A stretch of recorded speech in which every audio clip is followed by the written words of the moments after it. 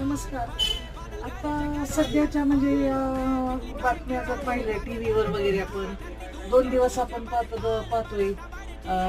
बदलापूरचं प्रकरण झालं, त्या अगोदर कलकत्त्यातलं प्रकरण झालं.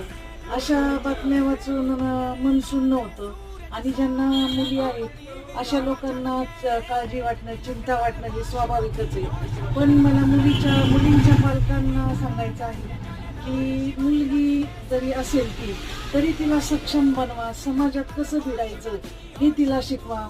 त्यानंतर आपण जे मुलींना पूर्वापार चालत आलेले जे क्लास आहेत, मेहंदी, रांगोळी असले क्लास शिकवण्यापेक्षा आता दर्जेदार कुस्ती, लाठी काठी, कराटे असे क्लास लावून त्यांना असं सक्षम करा, त्यांच्या मनगटात रग उत्पन्न करा. कुणी जर भिडला तर 30-35 वर्षाच्या माणसालाही लोळवण्याची ताकद 10 वर्षाच्या मुलीच्या अंगात आली पाहिजे. असं सामर्थ्य त्यांच्यात निर्माण करा, ध्येय निर्माण करा.